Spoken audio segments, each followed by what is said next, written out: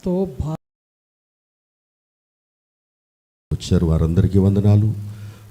మన నర్సీపట్నం చుట్టుప్రక్కల మండలాల తరపున వారందరికీ కూడా నిండు వందనాలు తెలియజేస్తూ దైవజనులు వాక్య సందేశము అందిస్తారు. శ్రద్ధగా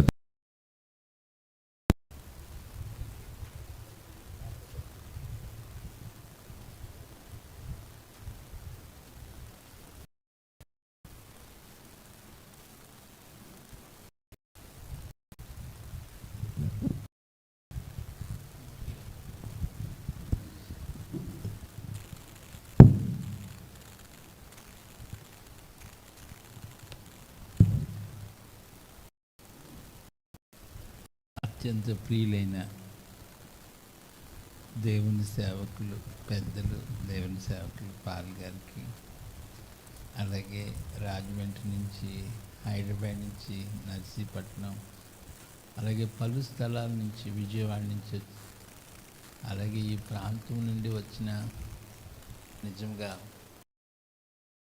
ధరని నేను నమ్ముతున్నాను. మాకేదో మీకన్నా ఎక్కువ వాక్యం తెలుసని, మీకన్నా మేమేదో జ్ఞానవంతులమని ఈ మీటింగ్ పెట్టలేదు. మాకేదో పాండిత్యం ఉంది, మీకు తెలియంది ఏదో చెబుతామని కాదు. దేవుడు మా హృదయంలో ఉంచిన ఆ వేదన, ఆ భారం మీతో పంచుకోవటానికి పరిశుద్ధాత్మ దేవుడు ఈ అవకాశాన్ని ఇచ్చారు. మన ఆంధ్రప్రదేశ్, తెలంగాణలో దేవుడు అద్భుతంగా ఈ ప్రార్థనా ఉద్యమాన్ని నడిపిస్తూ ఉన్నారు. ఈ ఉద్యమం యొక్క ప్రత్యేకత చాలా విశేషమైంది. మీరు దీన్ని గమనించాలని కోరుకుంటూ ఉన్నాను. సరే, మనం వాక్యంలోకి వెళ్దాం. వాక్యంలోకి వెళ్ళే ముందు ఒక చిన్న వచనం మనం చదువుకున్నాము. చిన్న వచనం, 4వ అధ్యాయము 5వ వచనం, ఎస్తేరు గ్రంథంలోనే 4:5. అప్పుడు ఎస్తేరు తను కనిపెట్టి ఇండుటకు రాజు నియమించిన సండులలో హతాకను ఒకరిని పిలిచి, అది ఏమైనది, ఎందుకైనది తెలుసుకొనుటకు మొర్దెకై యొద్దకు వెళ్ళమని ఆజ్ఞయించాను. Thank you. చిన్న ప్రార్థన చేసుకుందాం. ఒక్క నిమిషం మీరు కూడా నాతో ఏకీభవించి ప్రార్థించాలని కోరుతూ ఉన్నాను.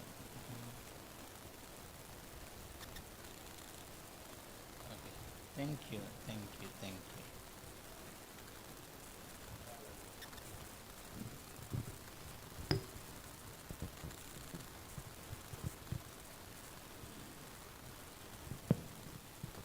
ప్రేమ కలిగిన పరిశుద్ధుడు అయిన మా ప్రియ పరలోకపు తండ్రి, మీ పాదములకు మ్రొక్కి స్తుతించి ఆరాధించి పూజిస్తున్నాం ప్రభువా. దీన సేవకునైన నన్ను, మమ్ములను ఈ విధంగా నర్సీపట్నంలో మీ దాసుడు ప్రేమ్ కుమార్ గారికి ఇచ్చిన ఈ చక్కని మందిరంలో మేము చేరగలిగినందున మిమ్మల్ని స్తుతిస్తూ ఉన్నాం. మీ పాదములకు మొక్కుతూ ఉన్నాం నాయన. మిక్కిలి అల్పుడును దీనునైన నన్ను బెరిచి వాడు సహాయం చేయండి. మీరు తప్ప ఇంకెవరు కనపడకుండా సహాయం చేయండి. మీ సేవకుల హృదయాలలో, గుండెల్లో మీ యొక్క ఆత్మ మంటను రగిలించండి. మీ యొక్క ఆత్మ అగ్ని ఒక్కొక్కరి హృదయంలో మండును గాక. సాతాను అంధకార శక్తులను యేసు బంధిస్తు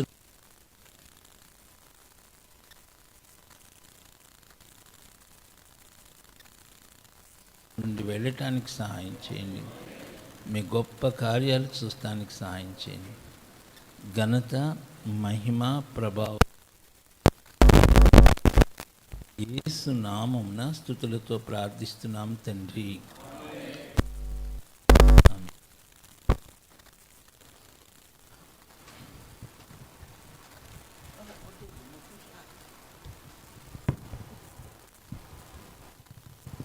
థ్యాంక్ యూ.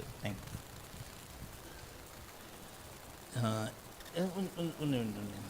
ఎస్తేరు గ్రంథం 4వ అధ్యాయంలోనికి వెళ్ళకముందు మీకు చాలా విషయాలు చెప్తాను. ప్రార్థనను గూర్చిన అనేక విషయాలు మీకు చెప్పాలి. నేను మరలా చెప్తున్నాను, మాకేదో జ్ఞానం ఉందని మేము ముందు లేము.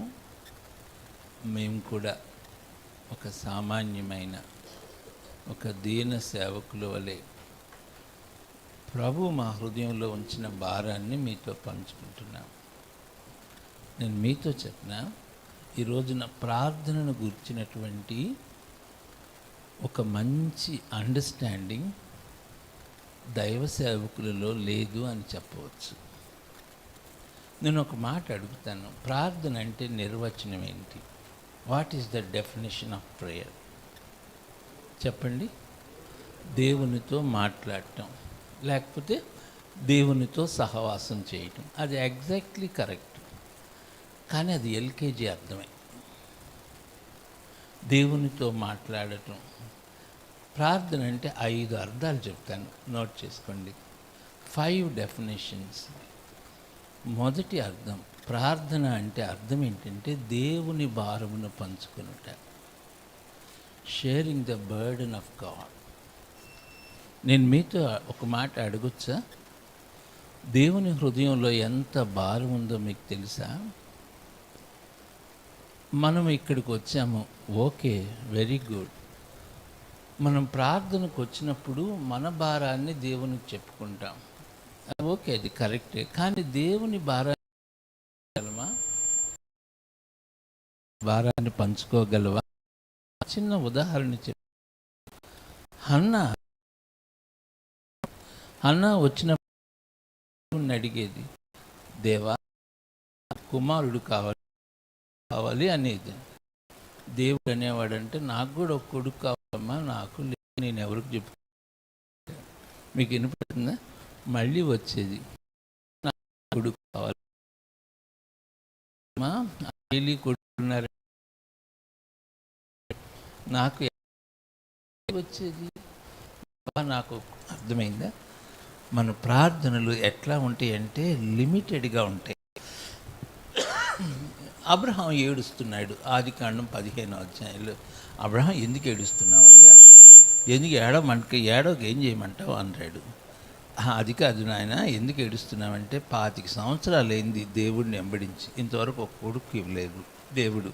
అందరికి డజన్లు పుడుతున్నారు, నాకు ఒక్క నలుసు కూడా లేదు అంటున్నాడు. ఎవరు? మీరు అబ్రహాంని అడగండి, అబ్రహాం నీకు ఎందుకు అయ్యా కొడుకు? ఎందుకంటే నా ఆస్తికి వారసుడు కావాలి. వారసుడు లేకపోతే ఏమైందంట? నువ్వు చచ్చిపోయిన తర్వాత ఆస్తి ఎవరికి వెళ్ళకూడదు, అంతేగా ఉద్దేశం. అంటే దాంట్లో కూడా అబ్రహాం పిచ్చోడు. అబ్రహాం నీకు దేవుడు నీకు వాగ్దాన పురుషుని ఇవ్వాలనుకుంటున్నాడు. అబ్రహాం నువ్వు నెంబర్ 1 పిచ్చోడివి, కోసం కావాలను. తర్వాత మానవ జాతిని అంతటిని ఆశీర్వదించే వాగ్దాన పురుషుని ఇవ్వాలనుకుంటున్నా. దేవునికి స్తోత్రం. అబ్రహాం నీ చేతనైతే స్నెక్ పెడతాను అంటే అబ్రహాం అంటాడు, నా వల్ల కాదు బాబు. దేవుడు అంటాడు, అబ్రహాం శారమ్మతో మాట్లాడు, ఒకేసారి 50 మంది పిల్లల్ని ఇస్తాను, స్నానం చేయించగలదాం కనుక్కో. నువ్వు స్కూల్ స్టార్ట్ చేయాల్సి వస్తుంది అబ్రహాం అన్నాడు. డూ యు నో నీ దేవుడు ఎంత గొప్పవాడో తెలుసా? మన ప్రార్థనలన్నీ లిమిటెడ్. నేను చెప్తాను, ప్రార్థన అంటే 5 అర్థాలు చెప్తాను. మొదటి అర్థం దేవుని భారాన్ని పంచుకొనుట. సౌండ్ వినపడతలేదు కదా? అట్లాగే నువ్వు ప్రేమ్ కుమార్ ఈ స్పీకర్ వెనకాల ఉంటే బాగుంది. సరేలే, ఓకే. 5 అర్థాలు చెప్తాను, ఓకే. ఇది ఓకే, ఇది వైర్ ఉందా? దీనికి పొడుగు లేదా? ఓకే, ఇక్కడ పెట్టు. కరెంట్ పోయిందా? ఓకే ఓకే, ఇక్కడ పెట్టు. 2 కుర్చీల మీద పెట్టేది, కుర్చీల మీద పెట్టు. అది తీసుకురా.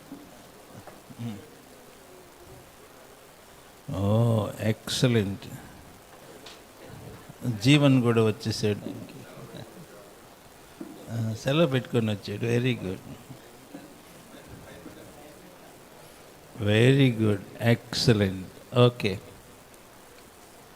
ప్రార్థన అంటే మొదటి అర్థం అట్లా ఉంచు అయ్యా, దేవుని భారాన్ని పంచుకున్నట. మనం అంతా కూడా ఏంటంటే మన బాధ అంతా చెప్పుకుంటాం దేవుడికి. అది కాదు, దేవుని బాధను నువ్వు అర్థం చేసుకోగలవా? మీరు ప్రార్థన గురించి ఈ రాత్రి అంతా కూర్చున్నా చెప్పేందుకు నాకు కడుపు నిండా దేవుడు వాక్యం ఇచ్చి. మొదటిది. 2, ప్రార్థన అంటే అర్థం చెప్తాను, రాసుకోండి. చాలా కష్టమైన అర్థం. దేవుని ఉగ్రతను ఆపుట, stopping the wrath of God. అహరోను ఏం చేస్తాడంటే చచ్చిన వారికి బ్రతికిన వారికి మధ్యన నిలబడి ఏం చేస్తాడు? ఉగ్రతను ఆపుతాడు. సామాన్యమైన విషయం కాదు. ప్రార్థన అంటే 3వ అర్థం చెప్తాను. సాతాను సమూహములతో యుద్ధం చేయుట, వార్ అగెనెస్ట్ ద ఆర్మీ. చాలా భయంకరమైంది. ప్రార్థన అంటే 4వ అర్థం ఏంటో తెలుసా? దేవుని చిత్తమును, దేవుని ప్రణాళికను అర్థం చేసుకున్నట. ప్రార్థన అంటే దేవుని స్వరమును వినుట, listening to voice of God. అది 4వ అర్థం. 5వ అర్థం చెప్పన, ప్రార్థన అంటే దేవుని సింహాసనమును కదిలించుట, shaking the throne of God. ప్రార్థనలో మనం చాలా లోతుకు వెళ్ళాలి. ప్రార్థనలో 3 స్టెప్స్ ఉన్నాయి, అవి ఊరికే చెప్తాను. ఇది ప్రార్థన యొక్క సారాంశం. ఒకసారి చూడండి, రోమీయులకు రాసిన పత్రిక 8వ అధ్యాయం 26వ వచనం. రోమా 8:26. రోమా 8:26. కొంచెం బిగ్గరగా గబగబా చదివేసేయండి. అటువలే ఆత్మయు బలహీనతలు చూసి ఆ, సహాయం చేయుచున్నాడు. ఆ, ఎలాగనగా ఆ, మనం యుక్తముగా ఎలాగూ ప్రార్థన చేయవలెనో మనకు తెలియదు గాని ఆ. సఖ్యము కాని మూలికలతో ఆత్మ తానే మన పక్షముగా విజ్ఞాపనం చేయుచున్నాడు. Very good. ప్రేమ్ కుమార్కి మైక్ అవసరంలా, ఇన్బిల్ట్ మైక్ అన్నమాట. మళ్ళీ చదువు. అటువలే ఆత్మయు మన బలహీనతలు చూచి సహాయం చేయుచున్నాడు. చాలు. సహాయం చేయించినాడు. ప్రార్థనలో ఉండవలసిన మొదటిది the motivation of the Holi spirit. ఆత్మ దేవుని ప్రేరణ ఉండాలి. మీరు నాకు చెప్పండి, మీరు మంచి సేవకులు, అబద్ధం ఆడుకుని చెప్పండి, మీరు అబద్ధం ఆడారని నేను అనుకుంటున్నాను. మనం కష్టాలు వచ్చినప్పుడు ఎక్కువ ప్రార్థన చేస్తామా, కష్టాలు లేనప్పుడు ఎక్కువ ప్రార్థన చేస్తావా? అది నిజమైన ప్రార్థన కాదు. మీరు కష్టాల ద్వారా ప్రేరేపించబడుతున్నారు కానీ ఆత్మ ద్వారా ప్రేరేపించబడట్లా. మీరు ఏమనుకోరుగా? అనుకున్న చెప్తే ఏం చేయను. అమ్మాయి పెళ్లి కోసం ఎక్కువ ప్రార్థన చేస్తావా, అమ్మాయి రక్షణ కోసం ఎక్కువ ప్రార్థన చేస్తావా? మీరు యథార్థంగా చెప్పారు. అది నిజమైన ప్రార్థన కాదు. మీ ప్రార్థన శరీర సంబంధమైంది. అమ్మాయి ఉద్యోగం కోసం ఎక్కువ ప్రార్థన చేస్తామా, అబ్బాయి ఉద్యోగం కోసం ఎక్కువ ప్రార్థన చేస్తామా, అబ్బాయి రక్షణ కోసం ఎక్కువ ప్రార్థన చేస్తామా? శరీర సంబంధం. మీరు శరీరము చేత ప్రేరేపించబడినట్లయితే అది నిజమైన ప్రార్థన కాదు. 2 మోటార్ సైకిల్ మీద వెళ్తున్నారనుకో, ఇద్దరికి కాళ్ళు ఇరిగినాయి అనుకోండి, ఇద్దరికి ఒకేలాగా ఇరిగినాయి. ఒకడు తమ్ముడు, ఇంకోటి బయటోడు. మీరు ఎవరి కోసం ఏడుస్తూ ప్రార్థన చేస్తారు? కొంచెం చెప్పండి. తమ్ముడి కోసం, బయటోడి కోసం. వాడికి 2 కాళ్ళు ఇరిగినా ఏం పట్టించుకోవడం కదా. అంటే మన ప్రార్థనలో ఏముందన్నమాట? స్వార్థము, శరీరము. It is not a real prayer. ప్రార్థన అంటే ఆత్మ ప్రేరణ. 2 ఆత్మ భారము, the burden of the Holi Spirit. ఉచ్చరింప సఖ్యమ కాని మూలుగులు. అమ్మ బాబాయ్, ఈ మాట చెప్పటం కూడా కష్టమే. మూలుగంటే అర్థమేంటి? మూలుగ ఒక వ్యక్తిలో ఎప్పుడు వస్తుంది? ఆ నొప్పి, ఆ బాధ భరించలేనప్పుడు కదా, తట్టుకోలేని నొప్పి అయితే. ఉచ్చరింప సఖ్యం కాలి మూలుగంటే ఎంత భయంకరమైన మూలుగు. మీరేమనుకోరులో ఆత్మ భారం లేకపోతే it is not a real prayer. దేవుని సేవకుడు డాక్టర్ బిల్లీ గ్రహం గారి 80వ బర్త్డేకి ఒక ఫంక్షన్ ఏర్పాటు చేశారంట. ఏర్పాటు చేసినప్పుడు పెద్ద పెద్ద సేవకులు అందరూ వచ్చారు. ఆయన గురించి చాలా గొప్పగా చెప్తున్నారు. గొప్ప దైవజనుడని, గొప్ప రివైవలిస్ట్ అని చెప్తా ఉంటే ఒక దైవ సేవకుడు లేచి మీకు ఆయన గురించి తెలీదు అని చెప్పి, ఆయన గురించి నాకు తెలిసినంత మీకు తెలియదు అని చెప్పి ఆయన ఏడుస్తూ ఒక మాట చెప్పాడంట. బిల్లీ గ్రహం గారు is a broken man inside, అంతరంగంలో విరిగిపోయినవాడు. వాళ్ళు ఒక ప్రాంతంలో క్యాంప్ పెడితే ఒక హోటల్ అద్దెకి తీసుకుంటారంట, ఎందుకంటే వాళ్ళ టీం అంతా ఉండటానికి. ఆయన ఏ రూమ్లో ఉన్నాడో తెలుసుకోవాలంటే రాత్రులు 12 తర్వాత ఆ వరండాలో నడుచుకుంటూ వెళ్ళాలంట. ఏ రూమ్లో నుంచి అయితే మూలుగులు వినపడితే ఆ రూమ్లో బిల్లీ గ్రహం గారు ఉన్నట్లు లెక్కంట. అంత భయంకరంగా మూలిగేవాడు. మన దేశం కొరకైన మూలుగుందా? Do we have the? మళ్ళీ ఈ ప్రార్థనలు నేను మిమ్మల్ని ఎక్కడికి తీసుకెళ్ళను చూడండి. ప్రార్థన 2 రకాలుగా ఉంటుంది. ఆ ఆత్మ మనసుతో చేసేది, శరీర మనసుతో చేసేది. Carnal mind, spiritual mind. మన ప్రార్థన ఎక్కువగా ఏ మైండ్తో ఉంటుంది చెప్పండి? శరీర mind. It is not a prayer.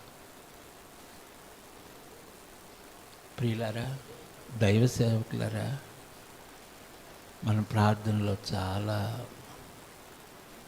ఉన్నతంగా ఎదగవలసిన అవసరం ఉంది. మిమ్మల్ని కదిలిస్తే మీ కళ్ళలో నుంచి దారగా కారాలి. ఎందుకంటే మీకు మేము చెప్పేస్తానండి. చెప్పైనా వద్దా?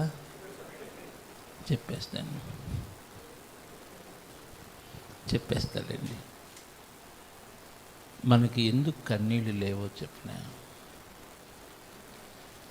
లూకా సువార్త 19:41. లూకా 19:41 చదువమ్మా, పెద్దగా చదువు. చాలమ్మా. యేసయ్య పట్టణమునకు సమీపించినప్పుడు ఏం చేస్తున్నాడు? ఎందుకు ఏడుస్తున్నాడు?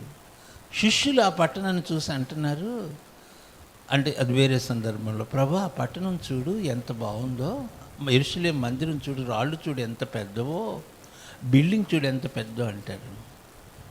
ప్రభు అంటాడు, మీరు బిల్డింగ్ చూస్తున్నారు, ఆ కట్టడము ఇంజనీరింగ్ చూస్తున్నారు. ఒకరోజు రాబోతుంది, రాతి మీద రాయి నిలువని. మీకు అర్థమైందా? మనకి కళ్ళెమ్మటి నీళ్ళు ఎందుకు రావట్లేదు తెలుసా? మనకి యేసయ్య కన్నులు లేవు. ప్రవక్తకు కలిగిన కన్నులు కావాలి దేవుని సేవ. మీరు ఈ వీధుల్లో నడుచుకుంటూ వస్తుంటే పెద్ద పెద్ద బిల్డింగ్స్, కానీ ఒకరోజు రాబోతుంది ఒక్కళ్ళు కూడా బతకరు, మొత్తం నాశనం అయిపోతుంది. అది మీరు చూస్తే మీ కళ్ళ బడి నీళ్ళు వచ్చేస్తాయి. మీ ముందు ఒక సహోదరుడు ఉన్నాడు అనుకో, అతడు రేపు చచ్చిపోతాడని మీకు తెలుసు అనుకో, మీకు ఎట్లా ఉంటుంది? మనకి ఆ కళ్ళు లేవు.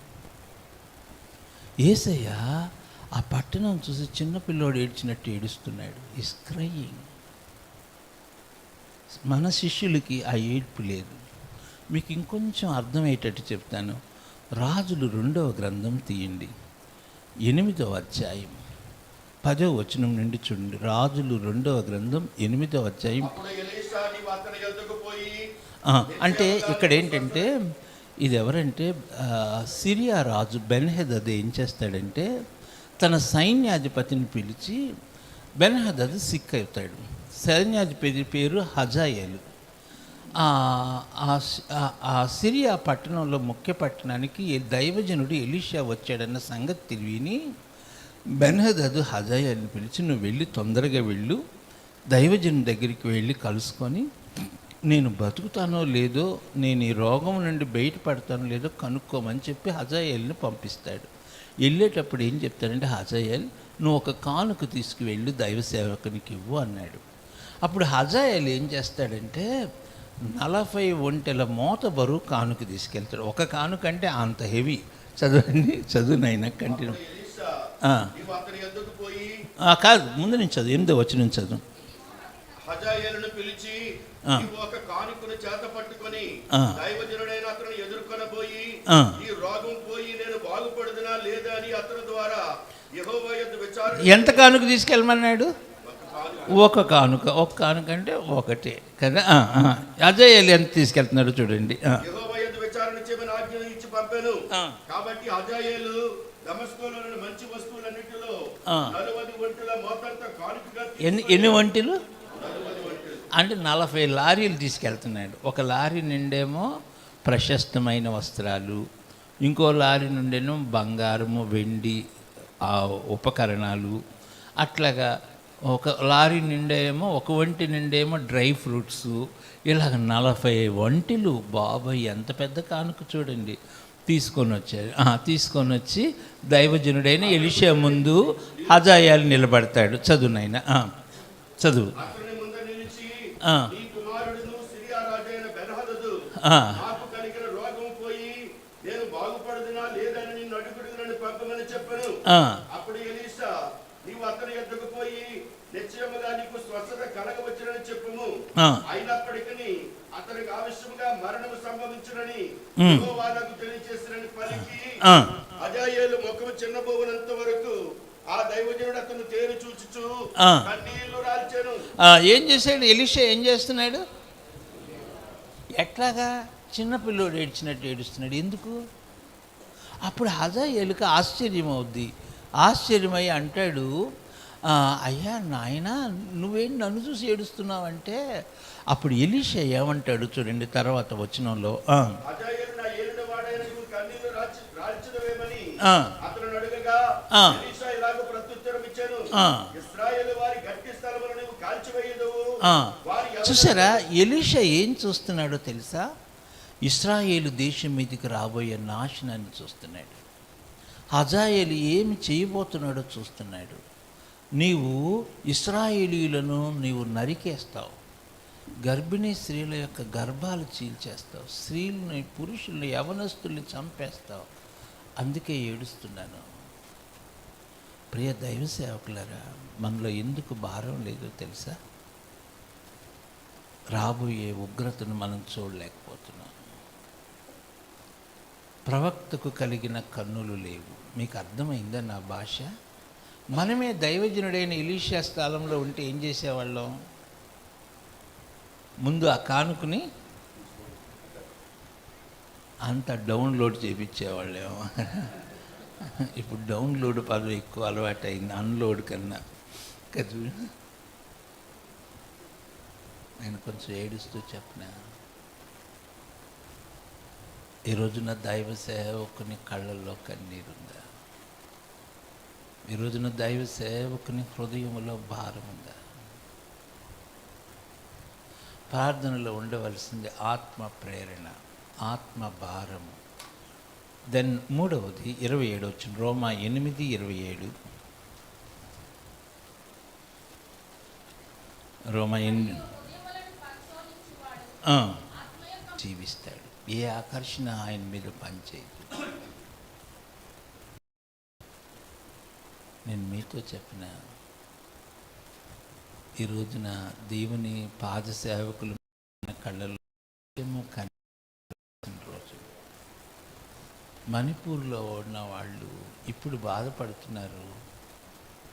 అది మనం వార్తల్లో వింటున్నాం, మీరు చూస్తున్నారు. కానీ రాబోయే దినాల్లో ఈ దేశం మొత్తం మీద ఉగ్రం మీరు దాన్ని చూస్తే మీరు తట్టుకోలేరు.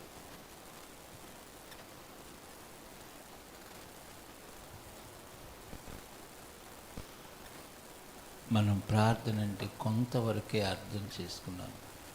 ప్రార్థన ఇట్ ఈస్ సంథింగ్ మోర్. దేవుని ఉగ్రతను ఆపగలవా? ఈ పిల్లల కొరకు సాగిలిపై దైవజనుడైన మోషే వలె, ప్రభువా ఈ ప్రజలను రక్షించు, వాళ్ళ పాపం పరిహరించు, లేకపోతే నా పేరు తీసివే అని చెప్పగలవా? Do we have burden? ఈ ప్రార్థన ఉద్యమంలో దేవుడిచ్చినటువంటి ఒక చక్కని మాట ఏంటంటే, ప్రార్థన చేయటం కాదు. మీకు నా మీద కోపం వచ్చేస్తుందేమో, అయినా చెప్పేస్తాను. ఒకరోజు నేను చాలా సీరియస్గా చెప్పాను. దేవుడు నాతో మాట్లాడుతూ ఉన్నాడు, దేవరాజు ప్రార్థన చేయబాక. ఇంకా ఏం చెప్పాడంటే, నువ్వు వెళ్ళిన చోట ప్రార్థన చెయ్యొద్దని చెప్పు. నేను మీకేం చెప్తున్నా అంటే ప్రార్థన చేయబాకండి. ఎందుకో తెలుసా? మనం ప్రార్థన చేయమంటే మన స్వార్థం కొరకు చేస్తాం. మన ప్రార్థనలు 90% సెల్ఫిష్. మన ప్రార్థనలో 99% కార్నల్, శరీర సంబంధమైనది. మన ప్రార్థనలో లోపించింది ఏంటో చెప్పనా? పశ్చాత్తాపం, రిపెంటెన్స్. దేవరాజ్ ప్రార్థన చేయటం ఆపి పశ్చాత్తాపడటం ప్రారంభించు. నెహెమ్యా ప్రార్థించేటప్పుడు ఏం చేశాడో తెలుసా? నెహెమ్యా తన ప్రజల పాపాలు ఒప్పుకుంటున్నాడు. నెహెమ్యా గ్రంథం 1వ అధ్యాయం దయచేసి చూడండి. నెహెమ్యా 1:6 చదువుమా.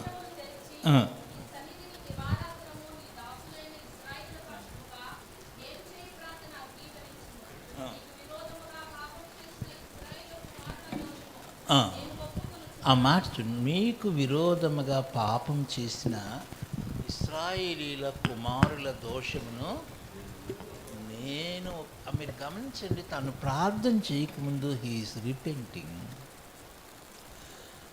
వారి పాపాలు నేను ఒప్పుకోకుండా నేను ఎట్లా ప్రార్థన చేయను? తర్వాత నేనును నా తండ్రి ఇంటి వారమును పాపం. మీరు గుర్తుపెట్టుకోండి, ప్రార్థన యొక్క సీక్రెట్ ఇక్కడే ప్రారంభమవుతుంది. మీరు బాగా వినండి. మీరు అందరూ బాగా వింటున్నారని నేను తలుస్తున్నాను. మీ ప్రార్థన జీవితంలో ఒక హయ్యర్ లెవెల్కు రావాలి. చూడండి, నేను తప్పు చేస్తే, నేను పాపం చేస్తే నేను ఒప్పుకునేది రిపెంటెన్స్. నీవు తప్పు చేసావు అనుకో, నీ పాపాలు నేను ఒప్పుకుంటే అదేంటి? అది రిపెంటెన్స్ కాదు. నా పాపాలు నేను ఒప్పుకుంటే రిపెంటెన్స్, నీ పాపాలు నేను ఒప్పుకుంటే అదేంటో తెలుసా? ఎటోన్మెంటల్ రిపెంటెన్స్, ప్రాయచిత్తార్థ పశ్చాత్తాపం. ఇది యేసయ్య ఒక్కరే చేస్తారు. అయితే నీవు ప్రార్థించే వ్యక్తి ఎక్కడున్నాడో తెలుసా? విజ్ఞాపన చేసే వ్యక్తి యేసయ్య స్థానములో ఉంటున్నాడు. He is in the place of Jesus. ఆ స్థానములో ఉండి నశించిపోయే ఆత్మల కొరకు విజ్ఞాపన చేస్తున్నాం. చూడండి, ఒక బంగారు మాట, మీకు బహుగా అర్థమయ్యే మాట చెప్తాను. నిర్గమకాండం 32వ అధ్యాయం చూడండి. నిర్గమకాండం 32వ అధ్యాయం 31వ వచనం నుండి. అప్పుడు మోసే యెహోవా యొద్దకు తిరిగి వెళ్ళి, అయ్యో కాదు, ఆగాగు 29వ వచనం నుండి. యాలైనగా మోసే వారిని చూచి, నేడు యెహోవా మిమ్మును ఆశీర్వదించినట్లు మీలో ప్రతివాడు తన కుమారుడి మీద పడియే గాని, తన సహోదరుని మీద పడియే గాని యెహోవాకు మిమ్మును మీరే ప్రతిష్ఠ చేసుకొనుడినను. మరునాడు మోసే ప్రజలతో, మీరు గొప్ప పాపము చేసిదురు గనుక యెహోవా యొద్దకు కొండ ఎక్కి వెళ్ళెదను. ఒకవేళ మీ పాపములకు ప్రాయశ్చిత్తము చేయ, అక్కడ మీరు అండర్లైన్ చేసుకోండి అన్నమాట. మీ పాపమునకు ప్రాయశ్చిత్తము చేయగలనేమో. Understand that. అది వండర్ఫుల్ మాట. అర్థం చేసుకోవటం చాలా కష్టం.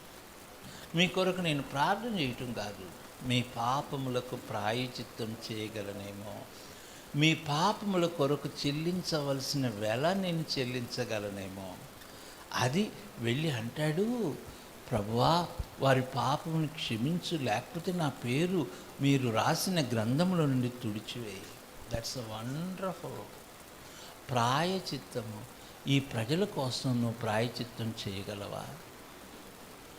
ఈ ప్రజల పాపాలు మనం ఒప్పుకోగలమా? ఇది నాకు అర్థమైనప్పుడు నేను ఆశ్చర్యపోయాను. దీనిని మా సహోదరులకు మా విజయవాడ సిటీలో చాలాసార్లు పాస్టర్స్ మీటింగ్ పెట్టారు. అప్పుడు ఆశ్చర్యపోయారు మా సహోదరులందరూ. ఒక పెద్ద అన్న నా మీద పోటీ, దేవరాజు నీకేమైనా పిచ్చి పెట్టిందా ఏంటి, ఆళ్ళ పాపాలు మనం ఒప్పుకోవటం ఏంటి? కానీ వాక్యం చదివిన తర్వాత ఆశ్చర్యపోయాడు. చూడండి, దానియేలు గ్రంథం 9వ అధ్యాయం 20వ వచనం. దానియేలు గ్రంథం 9:20 చదమ్మా. దేవుడైన యెహోవా ఎదుట చిన్నగా నా పాపమును ఏం చేస్తున్నాడు డానియల్ ఏం చేస్తున్నాడు? Is not praying. Before he prays is repenting. నా పాపము, పెద్దగా చెప్పండి అందరూ, నా జనం యొక్క, తన జనుల కోసం ప్రార్థన చేయాలంటే వాళ్ళ పాపాలు అడ్డం వస్తున్నాయి. ఎందుకంటే భయంకరంగా పాపం. మీరేమనుకోరుగా? అనుకున్న చెబుతా ఏం చేయను. మనం మణిపూర్ కొరకు ప్రార్థన చేస్తున్నాం. మణిపూర్లో ఎందుకు ఇంత ఘోరమైన సంగతులు జరిగినాయి? ఎందుకు నార్త్ ఇండియాలో కానీ మన ప్రాంతాల్లో కానీ దేవుని ప్రజల మీద ఎందుకు ఇంత ఘోరం జరిగింది? మీరు నన్ను ఏమనుకోరు కదా, చెప్పేస్తాను. ఏంటంటే నేను కొంచెం నా హృదయం బరువుగా ఉన్నప్పుడల్లా నెమ్మదిగా మాట్లాడుతూ ఉంటాను. మనము అపవాదికి అవకాశం ఇచ్చాం. బబులోను రాజు ఎందుకు యెరూషలేమును నాశనం చేశాడు? ఎందుకు మందిరం మీద పడి ధ్వంసం చేశాడు? బబులోను రాజు తప్పు కాదు, ఇశ్రాయేలీయులు దేవునికి అవిధేయులు. నేను మిజోరాంలో ఉన్న దేవుని సేవకుని గురించి దేవుని సేవకునితో మాట్లాడుతూ ఉన్నాను. మణిపూర్ గురించి ఏంటి మీ అభిప్రాయం అంటే, మణిపూర్లో ఉన్న దేవుని బిడ్డలు దే ఆర్ నాట్ ఫెయిత్ఫుల్.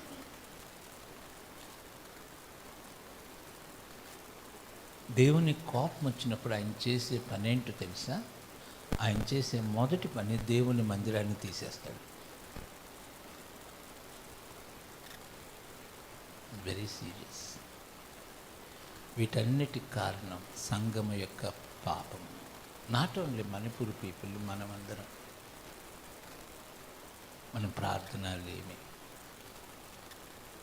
వారి పాపాన్ని మన పాపంగా భావించి ఒప్పుకోగలమా? మీరేమనుకోరుగా? మీ అందరికీ నమస్కారం చేసి చెప్తున్నా, ఎన్ని ర్యాలీలు చేసినా ఉపయోగం లేదు. మనం ప్రార్థన చేయకపోతే, దేవుడు జోక్యం చేసుకోకపోతే మనం ఏం చేసినా ఉపయోగం లేదు. నన్ను సిలివేస్తారేమో, మా వాళ్ళందరికీ నేనంటే ప్రేమ, కానీ ధర్నాకు రాడు నా మీద గొడవ. ప్రభు పాదాల దగ్గర ఏడవగలమా? మనం అవిధేయులు అయ్యాం. మనం దేవుని దృష్టిలో నమ్మకంగా లేవు. అందుకే దిస్ లేకపోతే వాడు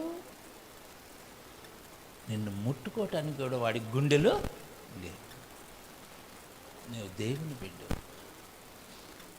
వాడెవడు useless fellow.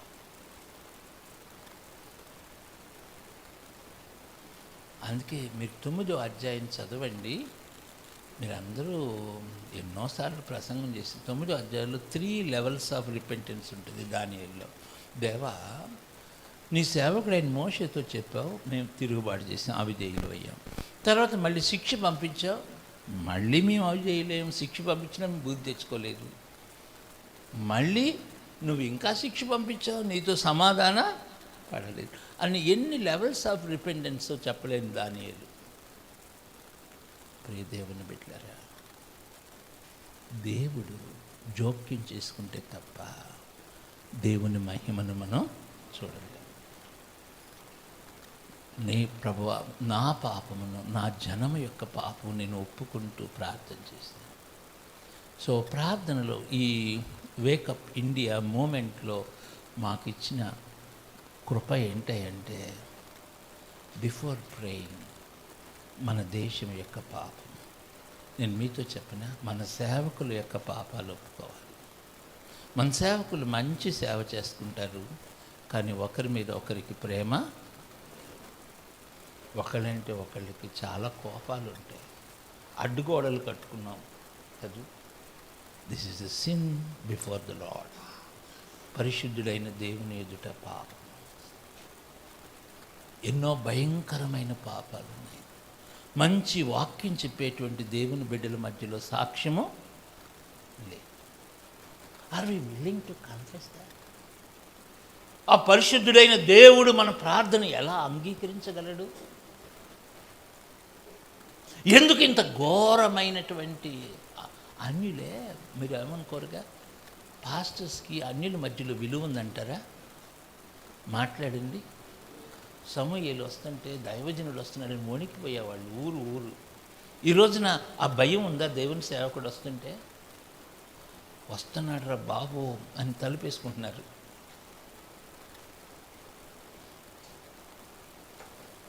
Did you understand what I said? ఈ రోజున సంఘం యొక్క పాపం, డాక్ట్రినల్గా విడిపోయాం.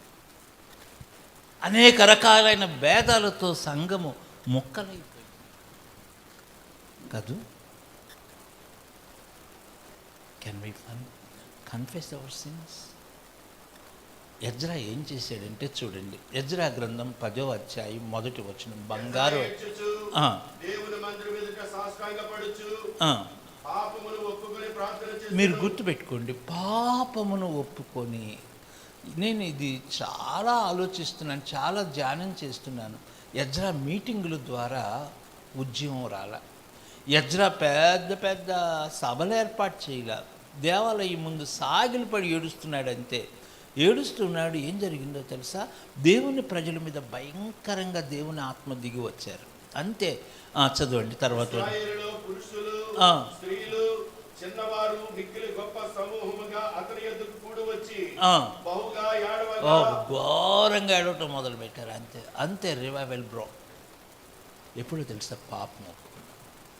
నేను మీతో చెప్పిన ఆర్ఏ టోరీ అనే దైవజనుడు వాక్యం చెప్తూ ఉండగా స్కాట్లాండ్లో భయంకరమైన కన్నీరు. అసలు ఆ స్కాట్లాండ్ మొత్తం ఏడిపోయినంట. ఆర్ఏ టోరీ వాక్యం చెప్తుంటే ప్రతి వీధి మొదట్లో ఒక బోర్డు పెట్టారంట. ఏం పెట్టారంటే, set right your hearts, set right your hearts, మీ హృదయాలు సరి చేసుకోండి. మొత్తం ప్రజలందరూ ఏడుస్తూ ప్రార్థన చేయటమే. ఈవెన్ రాబర్ట్స్ ఆయన వాక్యం చెప్తుంటే, ఈవెన్ రాబర్ట్స్ రివైవల్లో ప్రత్యేకత ఏంటంటే విశ్వాసులు పాపాలు ఒప్పుకోవటం. అది మనం చూడాలి. అది గొప్ప ఆత్మ కుమ్మరింపుని మనం అనుభవించాలి. ఇది ఈ ఉద్యమం యొక్క ప్రత్యేకత. మన ప్రార్థన అంశాలు చేస్తున్నాం, అది కాదు. దేవుని ప్రార్థన అంశాలు చేయాలి. అది 7 అంశాల్లో ఒకటి. దేవుని ప్రార్థన అంశాలు ఏంటి? 1 పశ్చాత్తాపం, రిపెంటెన్స్ ఉండాలి. నీ సహోదరుని పాపాలను ఒప్పుకోగలవా? 2వది సాతాను కార్యాలు బంధించి. నేను మళ్ళీ చెప్పనులేండి, మా సహోదరులు ఆల్రెడీ చెప్పారు. 3 రూపాంతరం. ఈ రోజున సంఘములో శరీరము ఎక్కువ పైచేయిగా ఉందా, ఆత్మ ఎక్కువ పైచేయిగా ఉందా? శరీర సంబంధమైన క్రైస్తవులుగా ఎక్కువ మంది ఉన్నారా, ఆత్మ సంబంధమైన వారుగా ఉన్నారా? ఈ రూపాంతరం రావాలి చర్చ్లో, ట్రాన్స్ఫర్మేషన్. దెన్ 4వది, తండ్రి నీవు నేను ఏకమై ఉన్నలాగున వీరు కూడా ఏమై ఉండాలి? ఈ ఏకత్వం ఉందా? మొక్కలైపోయింది సంఘము. అనేక రకమైన భేదాలు. ఇవి క్లియర్గా నేను చెప్పాల్సిన అవసరం లేదు, మీకు తెలుసు. వాళ్ళు మా చర్చి కాదు, మేము ఆ చర్చి కాదు, వాళ్ళు వేరే వాళ్ళు వీళ్ళు మారే, అనేక రకాలు. There was no price. ఇందాక మా సహోదరులు చెప్పారు 5 విషయాలు. ఒకసారి 5 ఈ చెయ్యి పైకెత్తండి, అందరూ మీ కుడి హస్తం పైకెత్తండి. 5 చెప్తాను. ఇది కోర్ వాల్యూస్. మొదటిది, క్రీస్తు మనసు కలిగి ఉండాలి. చెప్పండి. 2, క్రీస్తు ప్రేమ. 3, క్రీస్తు విధేయత. దీంట్లోనే క్రీస్తు త్యాగము. 4వది క్రీస్తు భారము. 5వది క్రీస్తు స్వారూప్యం. ఇది ఈ మూమెంట్ యొక్క బేస్, అది కోర్ వాల్యూ. దేవునికి స్తోత్రం కలిగి. ఈ రోజున ప్రార్థన ఉద్యమాలు చాలా ఉన్నాయి. ప్రార్థన గురించిన అవేర్నెస్ చాలా వచ్చింది. అందరూ 21 days ప్రార్థన చేస్తున్నారు, 40 days ప్రార్థన చేస్తున్నారు, 24 hours ప్రార్థన జరుగుతూ ఉంది. కానీ ఏమి లేదు, క్రీస్తు మనస్సు. ఈ ఉద్యమం యొక్క స్పెషాలిటీ. సో ఈ ఉద్యమం యొక్క గోల్ 5 విషయాలు ఆల్రెడీ మా సహోదరులు చెప్పారు. 1, మళ్ళా పరిశుద్ధాత్మ ఉద్యమం చూడాలి. చెప్పండి. Holy Spirit, not emotional revival, Holy Spirit revival. Then 2వది సాతాను కార్యాలు బంధించబడాలి. చెప్పండి. దెన్ 3వది తండ్రి కుమారుడు ఏకమై ఉన్నట్లుగా మనం అందరూ ఏకమై ఉండాలి. చెప్పండి. దెన్ నాలుగవది రూపాంతరం చెందాలి. సంఘము రూపాంతరం చెందాలి. దేవునికి స్తోత్రం చెప్పండి. దెన్ ఐదవది రెండవ దినవృత్తాంతాలు 7:14 ప్రకారం ఈ దేశం స్వస్థత పొందాలి. అదే దేవునికి స్తోత్రం చెప్పండి. ఇది ప్రార్థన యొక్క. ఇంకా నేను మీతో చెప్పేది ఏంటంటే, ఈ తెల్లవారుజామున 7 అంశాలు ప్రార్థన చేస్తూ ఉంటారు. మిగిలిన అంశాలు అన్నీ ఇంక్లూడ్ అయి ఉంటాయి. దానికి తోడు మిగిలిన మన అవసరతలు, దేశ అవసరతలు మనం ప్రార్థన చేస్తాం. ఈ భారం ఏంటంటే, ఆల్రెడీ నర్సీపట్నంలో వేకప్ ప్రేయర్స్ జరుగుతుంది. ఇంకొంచెం అది రగిలించాలి. ఇది ఉద్దేశం. వేగాలు పోవాలి. అందుకే ఈ మీటింగ్ యొక్క ఉద్దేశం. సో నేను ఎస్తేరు గ్రంథం 4వ అధ్యాయంలోకి వెళ్ళిపోతాను. నేను ఉపోద్ఘాతానికి ఇంత టైం పట్టింది. సో ఈ 4వ అధ్యాయం చూడండి. అందరూ బాగా చూడండి. ఈ 4వ అధ్యాయాన్ని అట్లా చూడండి. ఈ 4వ అధ్యాయంలో నుండి మీకు 3 ప్రసంగాలు చెప్పాలనుకుంటున్నా. 3. అయ్యా కొద్దిగా ఓపిక తెచ్చుకో. కొంచెం ఈ 4 మీరు ఎస్తేరు గురించి ఏం చెప్తారు చెప్పండి. ఎస్తేరు గురించి చాలా గ్రేట్గా చెప్తారు కదా. ఆమె గొప్ప తల్లి అని, గొప్ప ప్రార్థనా పదాలని, గొప్ప వ్యక్తి అని. కానీ ఎస్తేరు గురించి నెగిటివ్గా చెప్పాను మీకు ఈరోజు. 3 నెగిటివ్ విషయాలు చెప్తాను. చూడండి, 3 నెగిటివ్స్. ఇది మొదటి ప్రసంగం. దీంట్లో చూడండి 5వ వచనం. అప్పుడు ఎస్తేరు తను కనిపెట్టి ఉండడకు రాజు నియమించిన సండులలో హతాకను ఒకరిని పిలిచి, అది ఏమైనది, ఎందుకైనది తెలుసుకొనుటకు మొర్దెకై యుద్ధకు వెళ్ళమని ఆజ్ఞయించాను. అది ఏమైనది, మొర్దెకై రాజు గుమ్మం ఎద్దుకు వచ్చాడు. ఎట్లా వచ్చాడు? గోనె పట్టు కట్టుకొని వచ్చాడు. ఎస్తేరు అంతఃపురంలో నుండి కొంచెం అట్లా చూసింది. చూడంగానే ఆ గేటు ముందు ఎవరో నిలబడ్డారు. గోనె పట్టు కట్టుకొని నిలబడ్డారు. గోనె పట్టు కట్టుకున్న వ్యక్తి రాజగుమ్మం దగ్గరికి కొంచెం గుర్తుపట్టింది కాబట్టి బతికిపోయాడు, లేకపోతే చంపేసేవాళ్ళు. సరే, ఎవరా అని కొంచెం దగ్గరగా చూస్తే ఎవరు? అన్నయ్య, తండ్రి లాంటి వాడు. వెంటనే హతాకుని తెలిసి వెళ్ళి కనుక్కురా, ఏంటి ఏమైంది అని. మీరు ఏమనుకోరుగా అనుకున్నా చెప్పేస్తా. ఏం నేను ఎస్తేరు ఎక్కడుంది చెప్పండి? అంతఃపురంలో ఉంది.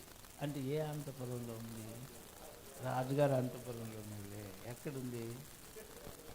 షూషాను కోటలో ఉంది. యూదులందరినీ చంపమని ఎక్కడ బయలుదేరింది శాసనం? షూషాను కోట నుంచి బయలుదేరింది. కానీ ఎస్తేరుకి మాత్రం ఏమనాలి చెప్పండి? మీరు చెప్తానేనండి.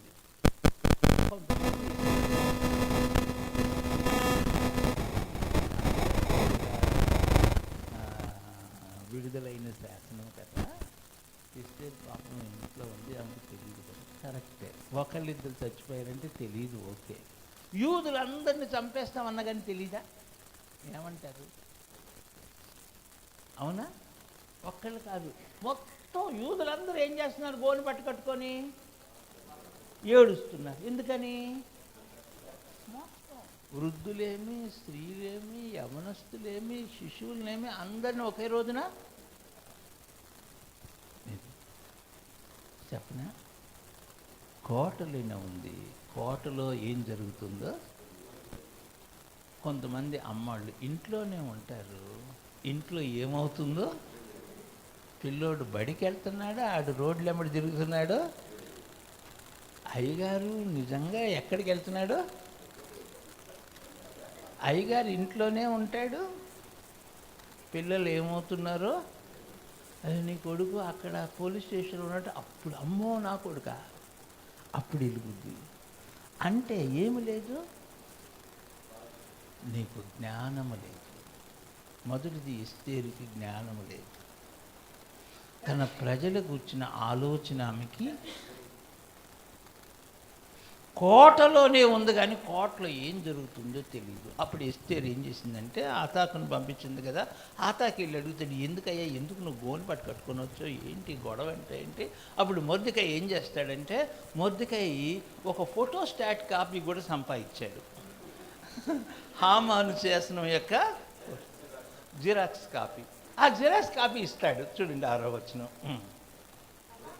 హతాకు రాజుకు ఎదురున్న పట్టణం వీధిలో నుండి ఆ. మొర్దెకై ఎదురుకు పోగా ఆ. మొర్దెకై తనకు సంభవించినదంతయు ఆ. యూదులకు నాశనం చేయుగాను ఆ. హామాను వారిని బట్టి ఆ. రాజు ఖజానాకు తూచి ఇచ్చెదరని చెప్పిన సొమ్ము మొత్తము ఆ. ఇంత అనియు అతనికి తెలిపి ఆ. వారిని సంహరించుటకే సూచన పట్ల ఇవ్వబడిన ఆజ్ఞ ప్రతిని ఆజ్ఞ ప్రతిని జిరాక్స్ కాపీ కూడా ఇచ్చాడు. ఎస్తేరుకు చూపి తెలుపమనియు ఆమె తన జరుల విషయమై రాజును వేడుకొని అతని సభకు మంది విన్నపం చేయటకై అతని యొద్దకు పోవాలని చెప్పుమనియు దానిని అతనికి ఇచ్చాను. ఏం చేశాడు?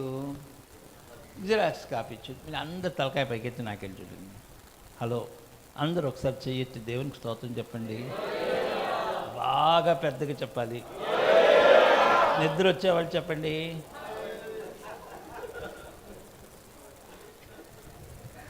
కొంతమందికి బాబాయ్ కర్రలు పెట్టినా ఆగేటట్లేదు, పోటీ పెట్టినా రెప్పలకి ఆగట్లేదు, ధనామంట పడి. సరేనండి. ఇప్పుడు ఎస్టేర్ ఆ ప్రతిని చూడంగానే ఏం చేయాలి? ఏడవాలా వద్దా? మరి ఇదివరకు రోజుల్లో, ఇప్పుడు కూడా కాదులేండి, టెలిగ్రామ్ అతని ఇంటి ముందుకు రాగానే ఏం చేసేవాళ్ళు? ముందు బయట, బాబాయ్ ఏంట్రా బాబు వచ్చాడని. ఆ టెలిగ్రామ్ అతను కనుక ఓపెన్ చేసి ఫాదర్ అన్నాడు అనుకో, ఇక అయిపోయింది, కింద తిరిగి పడిపోతాడు. అంటే ఇంతమంది చచ్చిపోతున్నారు అని దాంట్లో ఉన్న కొంచెమన్నా ఏడుస్తుందండి ఎస్తేరి? కొంచెం మాట్లాడండి. ఏడుస్తుందా? అంటే ఏమి లేదు, భారం లేదు. మొదటిది జ్ఞానం లేదు, భారం లేదు. మొర్దెకై అన్నాడు, ఇదిగో అమ్మా, నువ్వు ఇప్పుడు రాజుగారి దగ్గరికి వెళ్ళాల్సిన టైం వచ్చింది, నువ్వు వెళ్ళాలమ్మా అంటే ఏమి రిప్లై పంపించిందో తెలుసా? అయ్యా మొర్దెకై, నేను ఇప్పటికి 30 రోజుల నుంచి రాజుగారి దగ్గరికి వెళ్ళలేదు, నేను పిలువబడలేదు, రాజుగారు చాలా బిజీగా ఉన్నాడు. పిలువబడకుండా వెళ్తే ఏమైపోతారు? చంపేస్తారు. ఇప్పుడు నేను వెళ్తే ఏమైపోతాను అంటే దాని అర్థం ఏంటి తెలుసు? ఇండైరెక్ట్గా, చస్తే మీరు చావండి, నేను మాత్రం చావనండి, అంతేగా. మూడోది, ఎస్తేరుకి బాధ్యత లేదు. Is not taking responsibility. నేను మీతో చెప్పిన ఈరోజున విశ్వాసి సేవకుని పరిస్థితి ఇది. జ్ఞానం లేదు. మీకు తెలుసా, మనం ఇట్లా కూర్చున్నాం, కత్తులు నోరుతున్నారు తెలుసా? ఒక్క క్రైస్తవుని కూడా బతకకుండా చేయటానికి పన్నాగాలు పన్నుతున్నారు. గ్రహించగలవా? భయంకరంగా ఆర్ఎస్ఎస్ ప్లాన్స్ జరుగుతున్నాయి. సంఘాల వివరాలన్నీ వాళ్ళకి వెళ్ళిపోతున్నాయి. మీ వివరాలు వాళ్ళ దగ్గర ఉన్నాయి. సాతానుడు ఎంత భయంకరంగా ప్లాన్ వేస్తున్నాడో మీరు ఎప్పుడైనా ఆలోచన చేశాక? కొన్ని ఆర్ఎస్ఎస్ ప్రణాళికలు మీరు వింటే భయపడతారు. ఆర్ఎస్ఎస్ వాళ్ళు కొంతమందిని తర్బీజ్ చేస్తున్నారు ఐఏఎస్ ఆఫీసర్స్గా చేయటానికి. మొత్తం కంట్రోలింగ్ పవర్ అంతా వాళ్ళకి వచ్చేటట్లు వన్స్ చేస్తే చూడండి, ఎస్పీ ఆర్ఎస్ఎస్, కలెక్టర్ ఆర్ఎస్ఎస్, అందరూ ఆర్ఎస్ఎస్ వాళ్ళు అయితే ఎట్లా ఉంటుంది చెప్పండి? మొత్తం రౌండ్ వేసి ఒక్కడిని కూడా బతకకుండా చంపేయాలని చూస్తున్నారు. అయితే మనకేమి లేదు, మనము ఒక్కటిగా కలిసి ప్రార్థన చేయగలం. మనకి కన్నీరు లేదు. We are not feeling responsibility. చదవండి, చదువునైనా తర్వాత కంటిన్యూ చేయి. చదవండి. పిలవబడక పురుషుడే గాని స్త్రీ అంతర్గృహమున ప్రవేశించిన ఎడల బ్రతుకున్నట్లుగా రాజు తన బంగారుపు దండములు ఎవరు కట్టు చూపులో వారు తప్ప ప్రతివాడు సంహరింపబడిన కఠినమైన ఆజ్ఞ కలదని సేవకులందరికీ అతను సంస్థానములో ఉన్న జనులందరికీ తెలిసే ఉన్నది. నేటికి 30 జనముల నుండి రాజునందుకు ప్రవేశించుటకు నేను పిలువబడలేదని చెప్పుమనను. వారు ఎస్తేరు యొక్క మాటలు మొర్దెకై తెలపగా మొర్దెకై ఎస్తేరుతో అప్పుడు మొర్దెకైకి కడుపు మండింది, మామూలుగా మండల. కోపం వచ్చింది. ఏమన్నాడు ఎస్తేర్? నువ్వేమనుకున్నావు ఎస్తేర్? రాజు సమ్ముఖంలో ఉన్నంత మాత్రాన బతుకుతాననుకుంటున్నావా? జాగ్రత్త. నీవు ఈ సమయం అందే రాజ్యమునకు వచ్చితివేమో ఆలోచించుకో. నువ్వు ఈ సమయంలో మౌనముగా ఉంటే నీవు నీ తండ్రి ఇంటి వారు ఏమైపోతారు? నశించిపోతారు. యూదులకు మరొక దిక్కు నుండి సహాయం. 14వ వచనం చూడండి. ఈ సమయమందు ఏమీ మాట్లాడక మౌనముగా ఉన్న ఎడల యూదులకు సహాయమును విడుదలయు మరి యొక్క దిక్కు నుండి వచ్చును గాని నీవు తండ్రి ఇంటి వారును నశించుదురు. నీవు ఈ సమయమును బట్టి రాజ్యమునకు వచ్చేదివేమో ఆలోచించుకొనమని చెప్పాడు. ఈ సమయమును బట్టి రాజ్యమునకు వచ్చేదివేమో పెద్దగా చెప్పండి, పెద్దగా. మీరు నమ్ముతారా? ఇప్పుడు దాకా నేను ఉపోద్ఘాతమే చెప్పాను, ఇప్పుడు అసలు వర్తమానంలోకి వస్తుంది. చెప్పండి అందరూ పెద్దగా. నేను 7 ఆలోచనలు చెప్తాను. ఆలోచించుకోము. ఆలోచన లేని మనిషి ఆలోచించుకో. మరే మీరేమనుకోరుగా? అనుకున్న చెప్తే ఏం చేయను. మన ఆంధ్రుల కంట ఆలోచన తక్కువ అంట, ఆకలి ఎక్కువ అంట. ఇప్పటికే మొదలై ఉంటుంది యుద్ధం కదా. సరే, యుద్ధం మొదలైందన్న వాళ్ళందరూ హల్లు చెప్పండి. అయితే ఆలోచించుకో. నేను 7 విషయాలు ఆలోచించుకో. మరి సేవకుడా ఈరోజు మనం చెప్పిన మనకి ఆలోచన లేదు.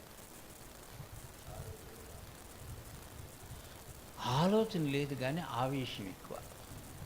ఆలోచన లేదు, ఆకలి ఎక్కువ. మీరు ఒక ఈక్వేషన్ చెప్తాను, రాసుకోండి. మంచి ఆలోచన రాసుకోండి మంచి తీర్మానంలోకి నడిపిస్తుంది. Right thinking leads to right decision. Right decision leads to great blessing.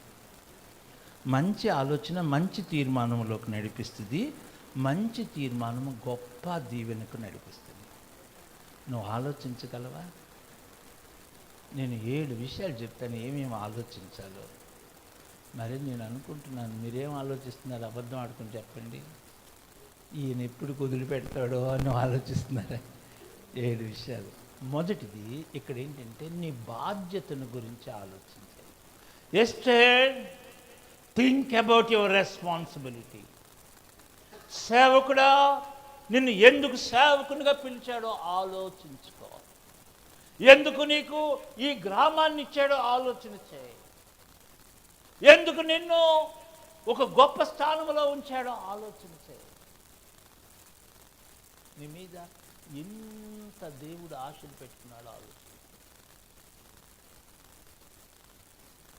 నేను 7 విషయాలు గౌరవ చెప్తాను. 2వ చూడండి, మీ కళ్ళు తిరిగితే ఈ మాటలు మీరు నిజంగా అర్థం చేసుకుంటే. సమూయేలు మొదటి గ్రంథం 15:22. కొంచెం ఫాస్ట్గా 15:22. సమూయేలు మొదటి గ్రంథం 15:22.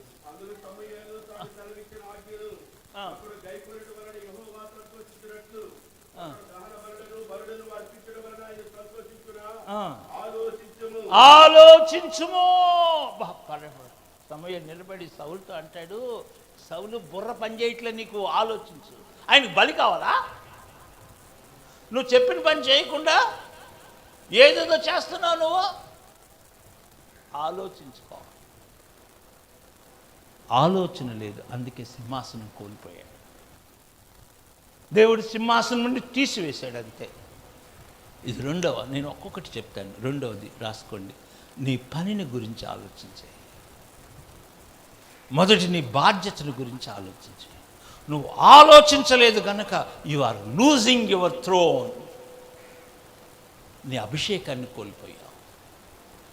సౌలు ఎవరు? అభిషేకించబడిన వాడు, బట్ హీ లాస్ దాట్. ఆయన నామమునకు ఎంత అవమానం చేస్తున్నావో ఆలోచించుకో. దెన్ మూడవది చాలా పవర్ఫుల్ మాట. హగ్గయి ప్రవచన గ్రంథం 1వ అధ్యాయం 5వ వచనం. హగ్గయి 1వ అధ్యాయము 5వ వచనం.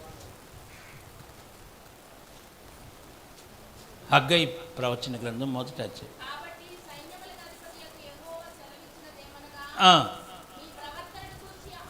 ఇది మూడవది. మీ ప్రవర్తన గురించి ఆలోచించే. ఎందుకు మీ విస్తారముగా విత్తినా కొంచెమే పండుతుంది? ఎందుకు మీరు విస్తారంగా భోజనం చేసినా ఆకలి తీరట్లేదు? ఎందుకు విస్తారంగా పానం చేసినా మీకు దాహం తీరట్లేదు? ఇశ్రాయేలులారా, మీ ప్రవర్తన గురించి బాబోయ్, ఈ మాట చాలా శక్తివంతమైంది. అయ్యా మన యొక్క పెద్ద లోపమే తెలుసా? ఎదుటి వ్యక్తిని గురించి ఆలోచిస్తాం, మన గురించి ఆలోచించుకో.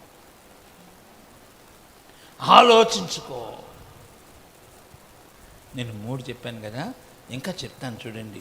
ఆలోచించుకో.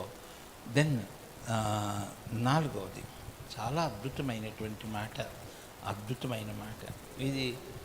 అమ్మా 2 కాదు 3 చెప్పాను కదా. మొదటిది ఎస్తేర్ దగ్గర నుంచి నీ బాధ్యతను గురించి ఆలోచించుకో, నీ పనిని గురించి ఆలోచించుకో, నీ నీ ప్రవర్తన గురించి. దాని 4వది హెబ్రీయులకు రాసిన పత్రిక 11:23 24 చూడొచ్చు, 23 చూడ. చదమ్మా.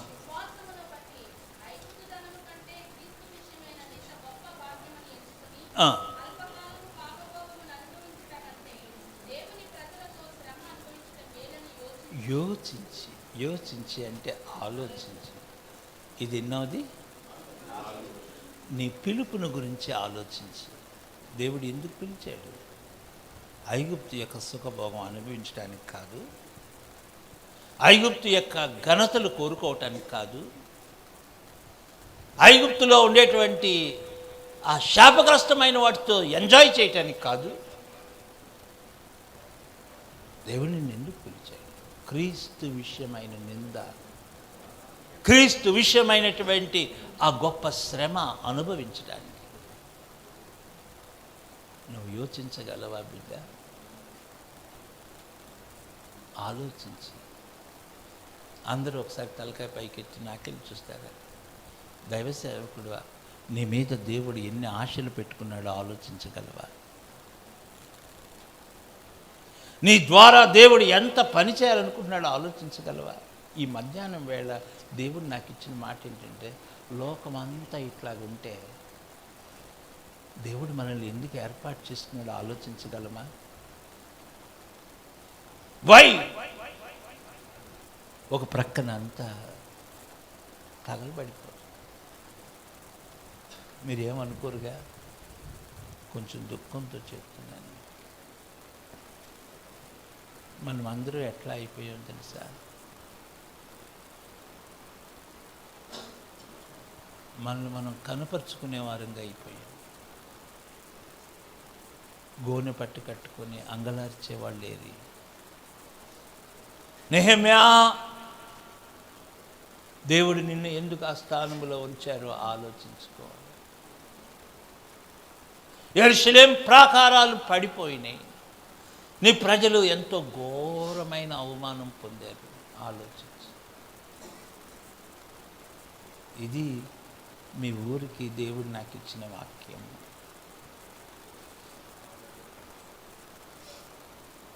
ఆలోచించగలమా? మోషే యోచించి ఆలోచించి, అయ్యా నేను బాగా మంచి ఆలోచన, మంచి తీర్మానంలోకి నడిపించింది. మంచి తీర్మానం, గొప్ప ఆశీర్వాదం.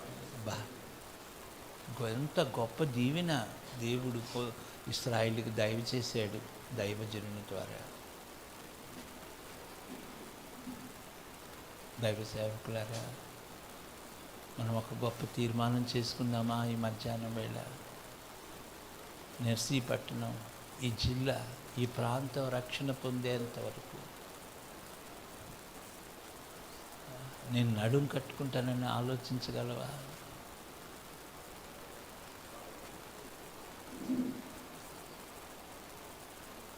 ఏం చెప్పాను? దెన్ 5వది చాలా ప్రాముఖ్యమైనది. ఇది యెషయా గ్రంథం 53వ అధ్యాయంలో, యెషయా గ్రంథం 53వ అధ్యాయం 8వ వచనం చూడండి. 8. ఆ, ఆ, ఆ, ఆ.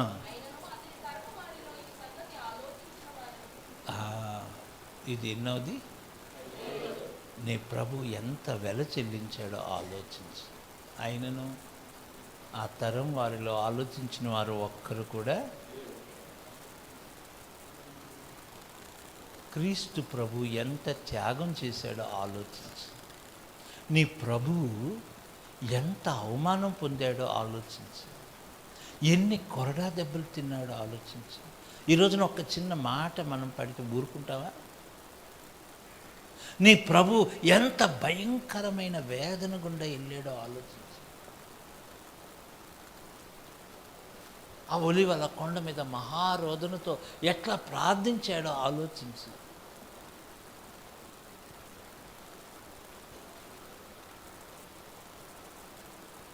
అది 5వది కదా. దెన్ 6వది ఇశ్రాయేలు గురించి చెప్పబడిన మాట. యెషయా గ్రంథం 51వ అధ్యాయం 1వ వచనం. యెషయా 51. చదమ్మా.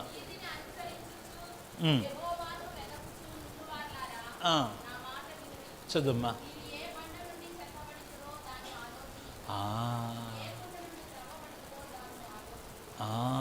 ఇది ఇశ్రాయేలుతో చెప్తున్నాడు, మనతో కూడా చెప్తున్నాడు. దేవుడు మిమ్మల్ని ఎందుకు ఏర్పాటు చేశాడో ఆలోచించే. ఆలోచన లేని మనుషులు. సంసోన్, ఆలోచన చేయి.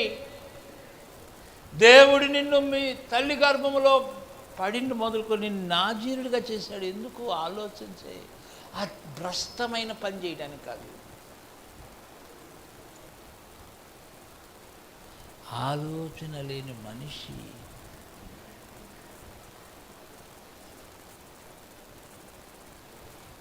దెన్ 7వది చాలా ముఖ్యం. నీ జీవితాన్ని గురించి ఆలోచించే. నీ సమయం కొంచెమే అని ఆలోచించే. కీర్తన 50వ కీర్తన 22వ వచనం. కీర్తన 50. దీనిని యోచించుకోనండి, దీనిని ఆలోచించుకోనండి. చదువు నాయన, చదువుమా. నేను మిమ్మల్ని చీల్చివేయదు. బా, దీన్ని నేనేమన్నానంటే మీ జీవితమును గురించి ఆలోచన చేయండి. ఇశ్రాయేలీయులకు ఆలోచన లేదు. అందుకే యెషయా 1వ అధ్యాయములో ప్రవక్త ఏడుస్తాడు. నా ప్రజలు యోచింపరు, నా ప్రజలకు తెలివి లేదు. పశువు కన్నా కొంచెం తెలివి ఉంటుందేమో, కానీ వీళ్ళకి అసలు ఆలోచన లేని ప్రజలు.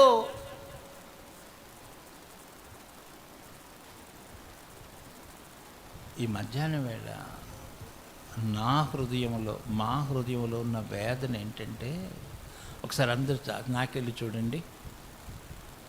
మన క్రైస్తవ సంఘము, మన క్రైస్తవ సేవకులు ఇలాగే ఉంటే ఏమవుద్దో ఒకసారి ఆలోచించే. ఈ రోజున దేశం ఎట్టిపోతూ ఉంది, సంఘం ఎట్టి వెళ్తుంది.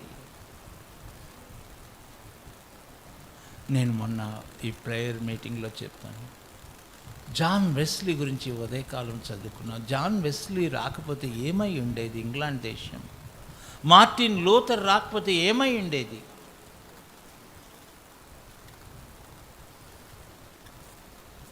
ఎజ్రా నెహెమ్యాలు రాకపోతే ఇశ్రాయేలీయులు ఏమైపోయేవాళ్ళు? ఈ మధ్యాహ్నం వేళ దైవ సేవకుడా, నీవు ఒక ఎజ్రా వలె నిలబడగలవా? ఒక నెహెమ్యా వలె నిలబడగలవా? నామకార్థ జీవితంతో కొట్టుకుపోతున్న ప్రజలను తిప్పటానికి మార్టిన్ లూథర్ నిలబడ్డాడు. దేవునికి స్తోత్రం చెప్పండి. నామకార్థ స్థితిలో కొట్టుకుపోతున్న ఇంగ్లాండ్ ప్రజల్ని మరల్చడానికి జాన్ వెస్లీ నిలబడ్డాడు. నిలబడకపోతే ఏమై ఉండేది? నా సంఘము, నా కుటుంబం అనుకుంటూ తృప్తిపడి బతుక్కుంటూ వెళ్ళిపోదామా? ఆలోచించు. నీ దేశం కొరకు నువ్వేమైనా చేయగలవా? ఈ ప్రజల కొరకు నీవేమైనా చేయగలవా? ఇది సవాలుతో కూడిన ప్రశ్న. నేను ఇంకా చెప్పినా నా ప్రసంగంలో పావు భాగం అయింది, అసలు చెప్పలే. అయినా అది కూడా 2 మాటలు చెప్పేస్తాను. మళ్ళా 14వ వచనం.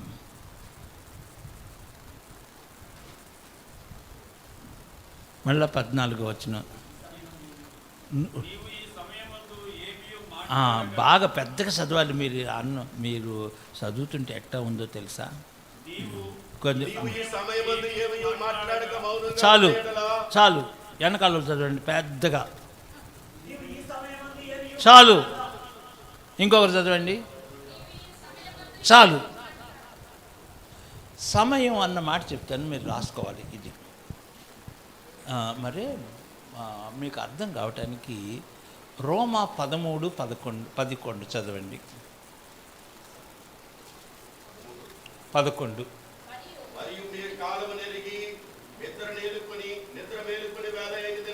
చాలు.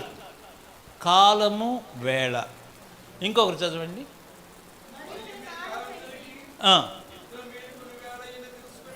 Very good. నువ్వు మేలుకున్నట్టున్నావు. కొంచెం గట్టిగా చదువు.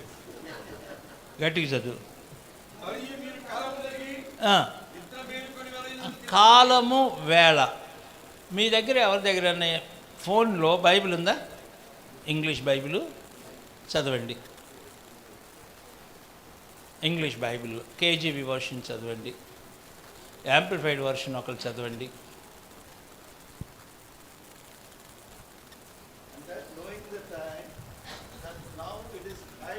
It is now high time.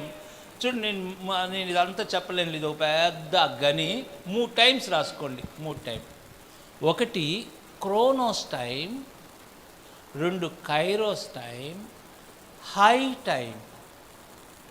నిద్ర మేలుకొని వేళ అన్న దగ్గర కేజీబీ వర్షన్లు ఏముందంటే హై టైం. ఏ టైం? High time. మరే మీకు పరమానంద శిష్యులు కథ తెలుసా? ఆ ఇల్లు కాలుతుంటే వాడు గురువు గారి దగ్గరికి వెళ్ళి చెప్పరా అంటే వాడు ఎట్ట చెప్తున్నాడు గురువు గారికి.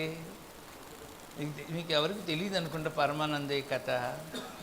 ఆడు మొదలుపెట్టాడు గురువు గారికి చెప్పడానికి. గూ గూ గూ గురువుగారు అని ఆ చెప్పేలోపు ఇల్లు మొత్తం కాలిపోయింది. ఇప్పుడు ఎవరికైనా గుండె నొప్పి వస్తుందన్నారు అనుకో, ఉండు వెళ్దాం, హాస్పిటల్కి వెళ్దాం, అన్నం తిని వెళ్దాం అంటే ఏం జరుగుద్ది? మీరు you are not noting down the high time. నేను 7 హై టైమ్స్ చెప్తా. మనం ఏ టైంలో ఉన్నాం తెలుసా? Urgent time, emergency time. Knowing the high time.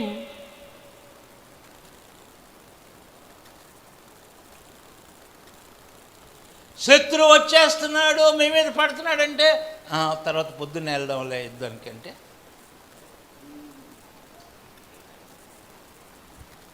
High time. ఇప్పుడు కేజీబీ వర్షన్ యాంప్లిఫైడ్ చదువు. It is a critical time. Do this knowing that this is a critical time. This is the critical time. It is already the hour for you to awaken from your sleep. It's a critical time. అరే లెగరా, పరీక్షలు వచ్చినాయి అంటే ఉండు mummy కాసేపు పడుకుంటాను అని ఏమనాలి? అరే పరీక్షరా ఎలాగరా అంటే, అరే బస్సు కూడా వచ్చిందిరా అంటే ఆడేమంటాడు? ఆడంటే వాడేలే. వస్తే వచ్చిందిలే మమ్మీ అంటే వాడికి ఏం తెలియట్లా. He doesn't know the seriousness of time. ఈ సమయమును బట్టి, ఈ సమయం పోతే నీకు సమయం రాదు.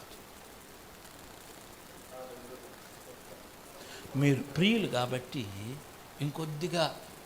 ఇంకొంచెం వాక్యం చెప్దామని,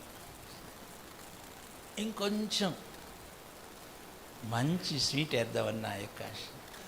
దిస్ ఇస్ ద టైం. నేను 7 టైమ్స్ గబగబా చెప్తాను. ఇది రోమా 13:11 ఏంటి? ఇది టైం టు వేకప్. మేల్కొనే వేళ అయింది. ఇప్పుడు నువ్వు నిద్రపోతే దైవ సేవకుడా, దుష్టుడు వస్తాడు, నీ మీద పడేస్తాడు, నీ మీద పడతాడు, జరగకూడదంతా. తెలుగు భాషలో సరిగ్గా లేదు. నిద్ర మేలుకొను వేళ అని ఉంది. కాలము నెరిగి, అందరు చెప్పండి, కాలము నెరిగి చెప్పండి. ఇది కొంచెం కాలం నెరిగి అంటే అదేంటంటే నోయింగ్ ద కైరోస్ టైం. ఆ కైరోస్ అంటే అర్థం ఏంటంటే దేవుడు పనిచేసే టైం, అది ఎరగాలి. ఇది దేవుడు దర్శించే టైం. దేవుడు దర్శించే టైంలో నువ్వు నిద్రపోతే దేవుని ఆశీర్వాదం పోతుంది. ఇప్పుడు చూడండి చెప్తాను. Kronos time, kairos time, high time, ఈ మూడింటికి డిఫరెన్స్ చెప్తాను వినండి. క్రోనోస్ టైం అంటే 1:20 అయింది. ఇది క్రోనోస్ టైం. 1:30 అనకాపల్లి రైల్వే స్టేషన్లో ఫలానా ఎక్స్ప్రెస్ వస్తుంది. అదేంటన్నమాట? Chronos time. Chronos time. Chronos time అంటే గడియారపు time. Okay, chronos time. Kairos time. Kairos time ఏంటంటే ట్రైన్ ఇప్పుడు దువ్వాడ స్టేషన్లో నుంచి బయలుదేరైపోయింది, అది వచ్చేస్తుంది. ఇప్పుడు ఆల్రెడీ 1:25 అయిపోయింది. నువ్వు ఇప్పుడు వెళ్ళలేదనుకో, హై టైం. ఇప్పుడు అన్నం తినడానికి కూర్చుంటే ఏమవుద్ది? Train. It's a high time. Chronos time, kairos time, high. Chronos time లేఖనముల్లో మెస్సయ్య వస్తాడు, అది క్రోనోస్ టైం. కైరోస్ టైం ఏంటంటే ఆయన ఎరుకో గుండా వెళుతున్నాడు. హై టైం ఏంటంటే ఇప్పుడు నువ్వు కేక వేయాలి, దావీదు కుమారుడా నన్ను కరుణించుము. నువ్వు కేక వేయకపోతే నీ జీవితకాలం అంతా గుడ్డోడులాగా ఉంటావు. That's a high time. దేవునికి మీకు అర్థమైందా? It is a high time. సేవకుడా, it is a high time. ఈ హై టైంనే ఇంకో 2-3 మాటలు చెప్తాను. Emergency time. నీవు అత్యవసరంగా ఏం చెప్పాలి, ఇన్వాల్వ్ అయ్యే time. It's a high time. అది పౌలు గారు రాస్తున్నాడు. అది యాంప్లిఫైడ్ వర్షన్లో క్రిటికల్ టైం అని ఉంది. చూడండి, హై టైం. ఆ హై టైంలో గర్భిణీ స్త్రీకి సర్జరీ చేయాలి, లేకపోతే పిల్లాడు చచ్చిపోతాడు, తల్లి. It's high time. డాక్టర్లు పరిగెడతారు, నర్సులు పరిగెడతారు. అప్పుడు ఆగటానికి వీలు. హార్ట్ ప్రాబ్లం వచ్చింది, పరుగులో పరుగులో పరుగులో పడాల్సిన ఇంజెక్షన్ పడకపోతే వెళ్ళిపోతాడు. It's a high time. అది పౌలు గారు చెప్పే టైం. నువ్వు మేలుకోకపోతే వీళ్ళందరూ చచ్చిపోతారు.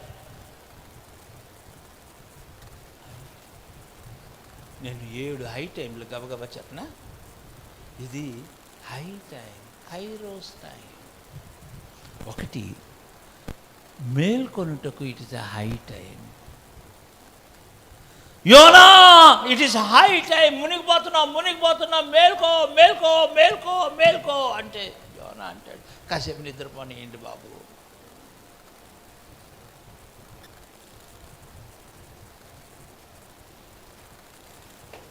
అరే, నీ మీద సైన్యం వచ్చి పడుతుందిరా అంటే వీడికి చల్లవే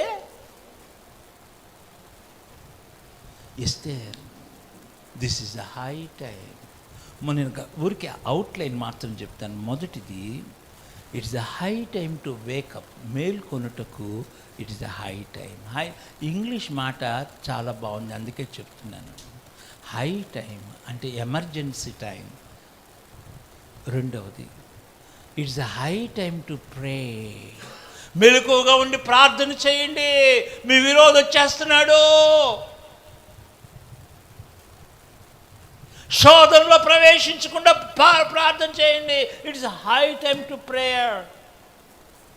అది మత్తయి 26లో ప్రభు చెప్పాడు. It's the high time. ఇక్కడ ఎస్తేర్లో హై టైం ఏంటంటే, ఎస్తేర్ నువ్వు రెస్పాండ్ అవ్వాల్సిన హై టైం ఇది. ఇప్పుడు నువ్వు మౌనంగా ఉన్నావు అనుకో, ఫినిష్ అయిపోద్ది. ఇక నీకు మళ్ళీ అవకాశం. నేను 3 హై టైం చెప్పాను. 4 నెహెమ్యా హై టైం. ఇశ్రాయేలులారా పని చేయాల్సిన హై టైం ఇది. తర్వాత మీరు పని చేస్తానన్నా మనకు నింద రాకుండా కట్టుటకు పూనుకుందాం రండి. ఇప్పుడు నువ్వు పని చేయకుండా నువ్వు నిద్రపోతే ఎనీ టైం హై టైం.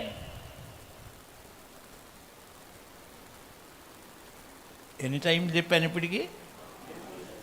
5వ టైం. కన్యకలారా మేల్కోండి, పెళ్లి కుమారుని ఎదుర్కొనే time. It's high time to meet your braid groom. నువ్వు నిద్రపోవటానికి లేదు. పెళ్లి కుమారుని ఎదుర్కొనే హై టైం. నేను రాసుకున్నాను ఇవన్నీ నా నోట్స్లో. It's high time. High time to build, high time to wake up, high time to ఇంకోటి హై టైమ్ టు వార్. యుద్ధం చేయుటకు స్టైల్. నడుము కట్టుకో. ఏంటి? హలో అయ్యా, నడుము కట్టుకో. సత్యం అనే దట్టి కత్తిని పట్టుకో. It's a high time. బారాకు కమాన్, యుద్ధానికి వెళ్ళు. గిడియోన్ కమాన్, మిద్యానీయులు ఎదుర్కో. It's a high time to war. ఏం చెప్పాను? 5. హై టైమ్ టు స్లీప్ అంటారా?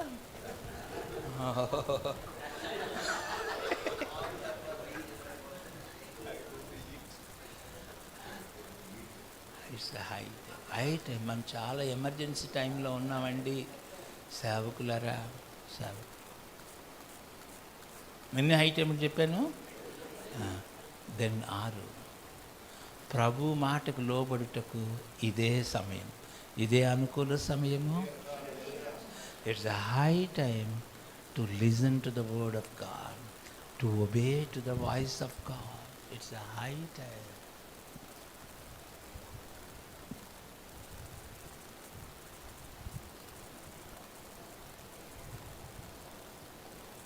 ఆ తర్వాత నేను చివరిగా 7వది, లెండి మనం వెళుతాం.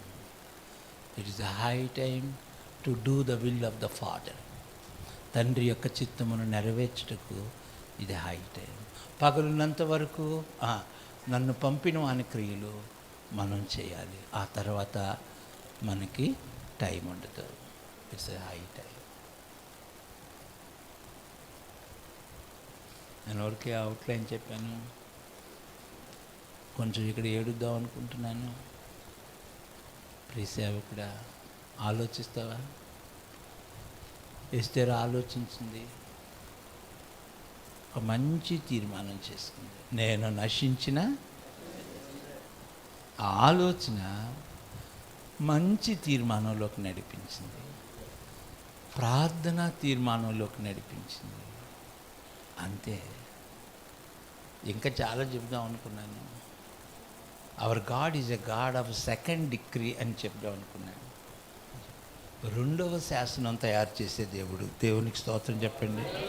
మొదటి శాసనమేమో హామాన్ గాడి శాసనం, 2వ శాసనమేమో పరుగు చేసే శాసనం. అదే రోజున మొత్తాన్ని మన దేశంలో దేవుడు 2వ శాసనం చేయును కాక. కొట్టండి చాపట్లో. 6 శాసనాలన్నీ చెత్తబుట్టలో పడవేయబడును కాక. Hour God is a God of second decree. మొదటి శాసనం, ఈ బొమ్మకు మొక్కకపోతే అగ్నిగుండంలో పడేయాలి. 2వ శాసనం, ఎవరైనా షడ్రక్ మేషక్ అబేద్నెగోలు దేవుడిని దూషించారో,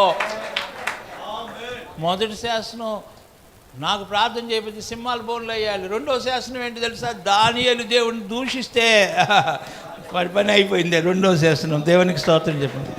ఈ చాలా రెండో శాసనాలు ఉన్నాయి, ఇప్పుడు చెప్పండిలేండి. Our God is a God of second degree. అది చెప్దాం అనుకున్నా కానీ ఇప్పటికే టైం అయిపోయింది. మీకు బాగా ఆలోచిస్తున్నారు, ఇంకేం చేయను. హలో, ఆలోచిస్తావా? మనలో ఉండవలసినంత ప్రార్థన లేకపోతే మన సంఘం ఏమైపోద్దో ఆలోచిస్తావా? మనలో ఉండవలసినంత కన్నీరు లేకపోతే మన బిడ్డలు ఏమైపోతారో ఆలోచించగలవా? దైవ సేవకుడా, నీ భుజం మీద ఎంత భారం పెట్టాడో దేవుడు ఆలోచించగలవా? తల్లి, నిన్నెందుకు దేవుడు ఈ స్థానం తీసుకొచ్చాడో ఆలోచించగలవా?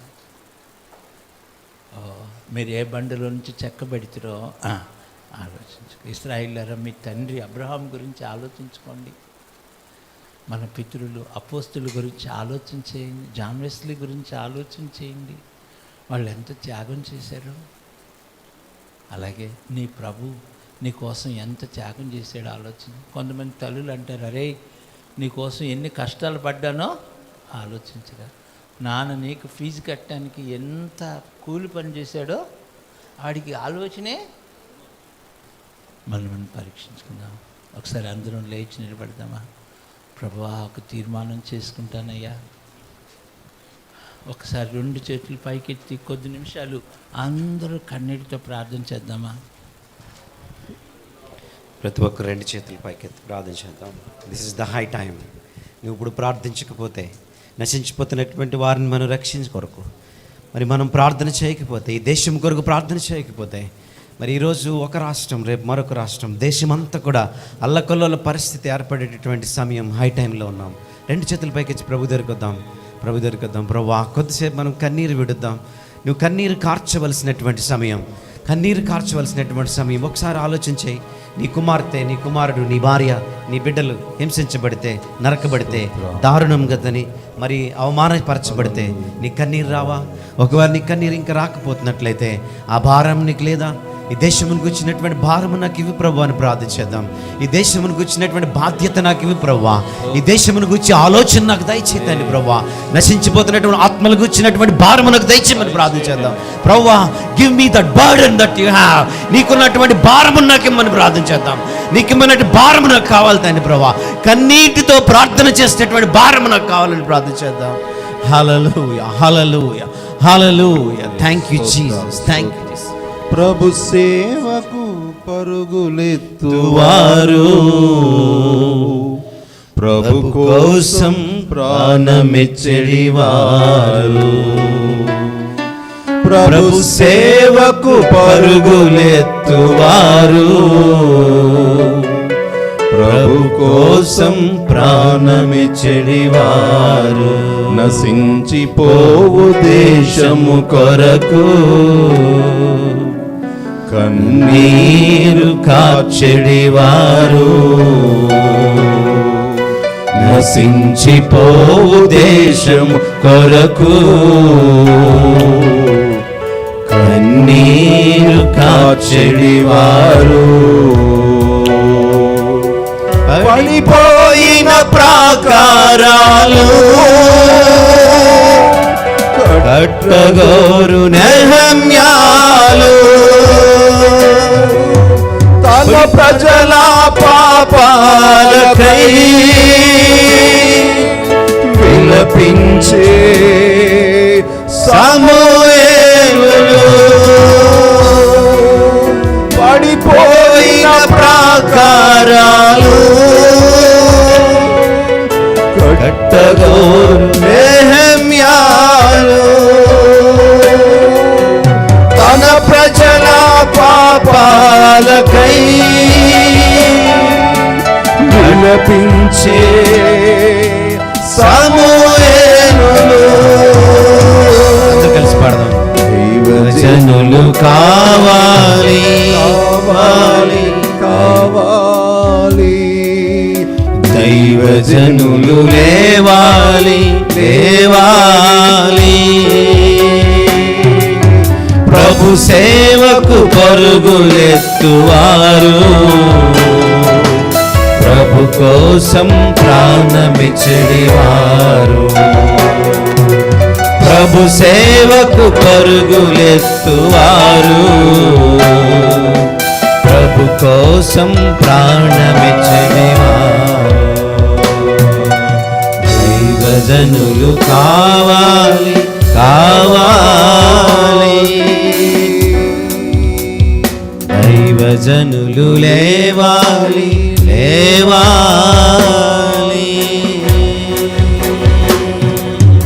ప్రతి ఒక్క రెండు చేతులు పెట్టి ప్రభు ఈ దేశం కొరకు కన్నీళ్లు పెట్టేటటువంటి దైవజనుడిగా నన్ను మార్చు తండ్రి. నా కళ్ళలో ఇంకిపోయినటువంటి కన్నీళ్లు మరలా పుట్టించు ప్రభా తండ్రి. ప్రభు నా కళ్ళలో కన్నీరు ప్రభా, కన్నీరు ఇంకిపోయింది తండ్రి ప్రభా. నా బిడ్డల కొరకు నశించిపోతున్నటువంటి దేశం కొరకు తండ్రి ప్రభా, హింసించబడుతున్నటువంటి సేవకుల కొరకు తండ్రి ప్రభా, అవమానపరచబడుతున్నటువంటి స్త్రీల కొరకు తండ్రి, మా కుమార్తెల కొరకు తండ్రి, ఈ భారతదేశం కొరకు తండ్రి ప్రభా, ఆ కన్నీటిని నాకు దయచేయమని ప్రార్థించాను. Hallelujah hallelujah hallelujah hallelujah hallelujah hallelujah. Thank you Jesus, thank you Jesus. ప్రార్థన చేద్దాము. విన్న వాక్యాన్ని బట్టి ప్రార్థన చేద్దాము. నా కుడి వైపు ఉన్నటువంటి దైవజనుల్లో ఒకరు ప్రేరేపించబడిన వాళ్ళు ప్రార్థన చేయండి.